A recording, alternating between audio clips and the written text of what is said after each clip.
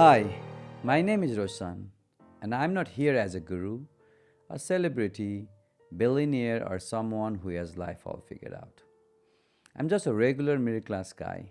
I work a full time job, I have a family, I carry responsibilities, deadlines, bills, and dreams that sometimes feel bigger than hours in a day. Like many of you, I wake up, go to work, come home tired, try to be present for my kids, try to be a good partner, and somewhere in the middle of all that, one quiet question keeps coming back. In this fast paced life, where does happiness really fit? That question is why this forecast exists. This isn't about escaping real life, it's about understanding it better. It's about people like us working hard, doing our best, and still searching for meaning beneath the daily grind. My episodes won't always follow the same format because life doesn't either. This podcast will be a mixture of conversations, reflections, and ideas shaped by real everyday experiences. I'll share reflections from books, inspiring stories, conversations with real people, and honest thoughts about the struggles we don't always say out loud. Not to preach, but to reflect, question, and grow together. If you work hard, love your family, feel the weight of responsibility, and still believe life should be about more than just getting through the week, you are in the right place. We'll be learning together in this journey as we surf through several diverse books, perspectives, and social norms. So, wherever you are listening from, thank you for being here. Let's reflect, let's grow, and let's search for a life that feels not just successful but meaningful. Today, I want to talk about a book with a surprising title but a very powerful message: The Subtle Art of Not Giving a F by Mark Manson.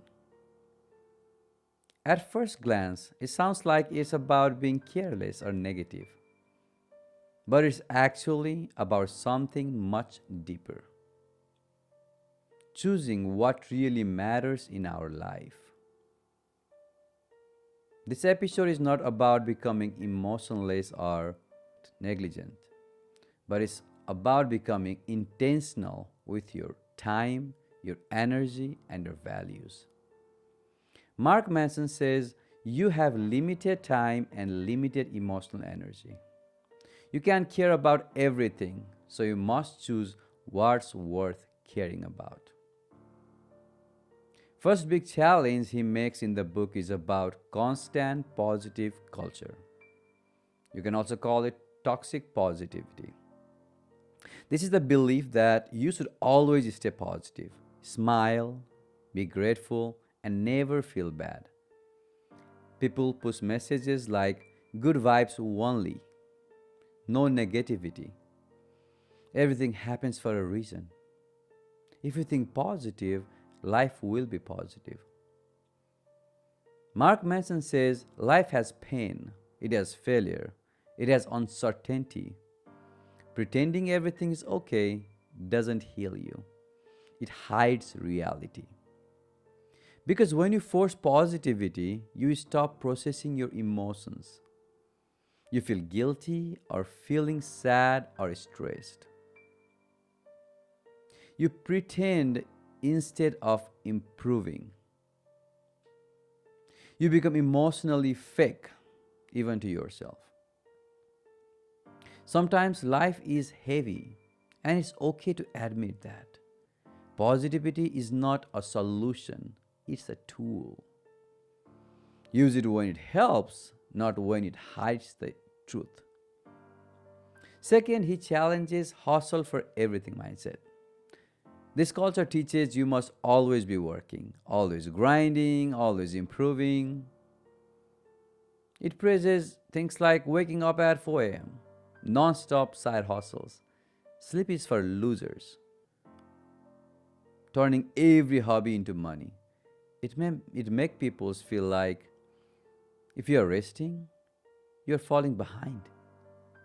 Manson challenges it because hustle for everything leads to burnout, anxiety, constant dissatisfaction, lack of presence with family,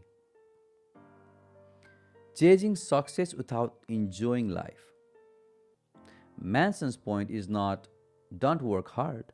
His point is to work hard for the right things. It's okay to hustle, but if you hustle for everything, you end up living for nothing.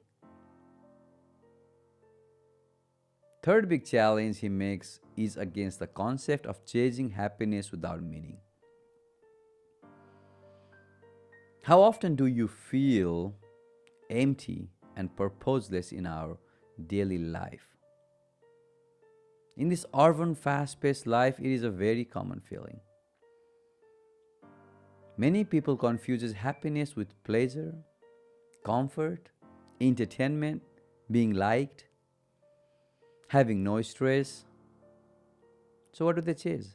They chase vacations, dopamine, distractions, social validation, money as the main goal. There doesn't equal fulfillment. You can be comfortable but empty, busy but lost, successful but miserable. Manson argues a meaningful life includes struggle, but it's struggle you choose. Meaning comes from responsibility, values, purpose, contribution, growth, love, and relationships. If your only goal is to feel happy, you'll keep needing more and more things. But if your goal is meaning, happiness becomes a side effect. Mark Manson challenges three major cultural lies. First, constant positivity culture. Life is painful sometimes, and pretending otherwise is not a strength. Second, hustle for everything mindset. Hustle is good, but if you chase everything, you lose what truly matters. And third, chasing happiness without meaning. Pleasure isn't the purpose, that's the main thing. Comfort isn't fulfillment. A good life isn't about having no problems, it's about choosing better problems. Problems worth suffering for.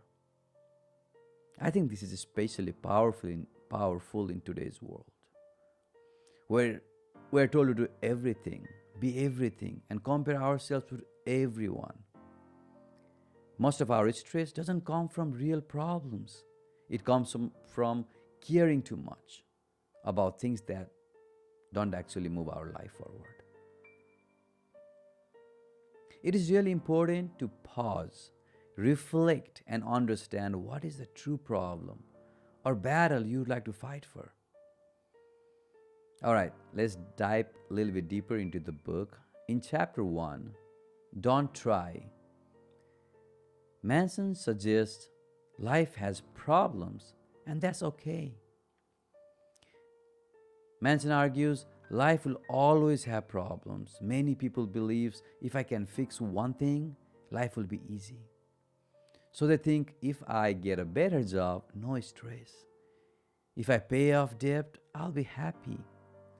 If I get married, life will be complete. If I buy a house, I'll finally relax. If I become successful, I'll stop worrying. But real life works like this. You solve one problem, and new problems appear. Not because you failed, but because life keeps evolving. Here are some real life examples I would like to share. Single life problems, loneliness, lack of support. Marriage life problems, communication, compromise, responsibility. No money problems, survival. More money problems, taxes, investments, lifestyle pressure. New job problems, learning and proving yourself. senior job problems, leading others, making decisions making decisions in pressure, small business problems, getting customers, big business problems, managing people and scaling systems. So the goal is not how do I remove problems. Problem will always be there. The goal is how do I become strong enough to handle problems. Think about that. All right, going to the next chapter, chapter second, happiness is a problem. The author messaged happiness doesn't mean no problems. It means better problems. What the author is really saying is not pessimistic. It's actually freeing. Mark Manson points happiness is not the absence of struggle. Happiness is the struggle you choose. Because problems are unavoidable. The real question becomes which problems do you want? Not do you want problems or not, but do you want the pain of discipline or the pain of regret? Do you want the discomfort of learning or the discomfort of being stuck? Do you want the pressure of responsibilities or the same of dependency? Let's look at some bad problems versus good problems. Bad problems: constant comparison, chasing approval, unnecessary drama, being broke because of poor habits, unhealthy body because of neglect, loneliness because of ego. Better problems: waking up early for the gym. That's a problem. It's not always easy. Working hard to build a business, managing time for family and career. That's a tough one. Staying consistent with your goals, learning new skills, choosing discipline. Now, both good and bad problems are hard, but one builds your future, the another destroys it slowly. Happiness is not living without stress. Happiness is choosing stress that creates meaning. The concept changes everything because it shifts your mindset from why do I have problems to which problems are worth it. Once you accept problems as normal, you stop feeling like a victim. You stop waiting for perfect time. You become calmer. You become more resilient. You stop chasing shortcuts. One of the biggest lessons from this chapter is simple. Life will always have problems. A lot of us believe happiness means a smooth life, but that life doesn't exist. Every stage comes with its own struggle. Whether it's career, parenting, marriage, health, money, or purpose. So happiness isn't about removing problems. Happiness is about choosing better problems. The problem of building discipline is better than the problem of regret. The problem of working on your marriage is better than the problem of loneliness. The problem of learning a skill is better than problem of being stuck. So again, the question is not how do I avoid struggle. The question is what struggle is worth it for me. Moving on to the third chapter in the book, you are not special.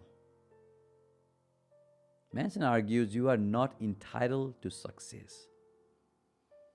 He says people believe I deserve success just because I'm a good person or because I'm trying. But life doesn't work on deserve. Success comes from discipline, skill, patience, sacrifice, consistent effort. Consistency is the key. Taking risks, learning from failure. Mark Manson's point is okay to want a better life, but it's dangerous to believe you deserve it. It challenges this mindset because Entitlement creates frustration. Why me? Jealousy. They don't deserve it. Anger. The system is unfair. Quitting quickly. I tried it, it didn't work out, so I should move on. And entitlement gives people the wrong expectation. If I do something once or twice, I should get result. But the real formula is progress is usually slow and invisible at first. Results come after the repetition. Let's look at some real world example. People want a fit body without the gym pain. People want money without learning skills. People want a strong relationship without difficult conversations. People want business success without rejection and stress. People want followers without consistency. You are not entitled to success. You are entitled to an opportunity. What you do with that opportunity decides everything. The world doesn't reward who deserves it. The world rewards who shows up consistency. Moving on to the fourth chapter, the value of suffering. Manson argues what you are willing to suffer for defines your values. What it really means is everyone suffers. The question is not will you suffer? It is what are you willing to suffer for? Your values are not what you say. Your values are what you are willing to struggle for. For example, people say they value health, growth, family, discipline, success, but they're suffering choices, so they value for comfort, avoidance, distraction, being liked, instant gratification. If you value health, you will suffer waking up early to exercise, avoiding junk food sometimes, soreness. If you value freedom, you will suffer learning skills, working extra hours, financial discipline.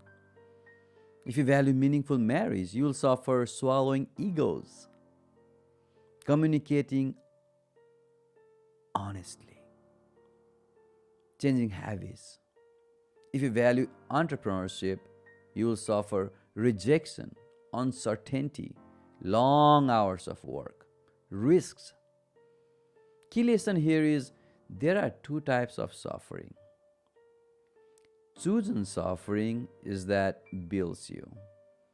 Unchosen suffering that breaks you. For example, gym pain is chosen suffering, while health problems later is unchosen suffering. A good life isn't about avoiding pain, it's about choosing pain that builds your future. Mark Manson says, something that sounds harsh, but it is actually freeing. You are not entitled to success, not because you don't deserve it, but because life doesn't work on entitlement. Life works on effort, discipline, consistency. And then he drops one of the deepest truths. What you are willing to suffer for defines your values. Because everyone suffers. Either you suffer from discipline or you suffer from regret. Either you suffer from learning or you suffer from staying stuck. So the real question isn't about do I want pain? The real question is what pain am I willing to choose for the life I want? That is all for this episode, folks. Today we talked from chapter 1 through 4th from the Mark Manson's book, Subtle Art of Not Giving a F. We'll cover the remaining chapters in the next episode. In the meantime, I will highly recommend reading the book in its entirety. My podcast is intended for sharing my reflections from the book, but reading the real book has its own value. Take care until then. We'll see you next episode. Don't forget to subscribe and like. Thank you all.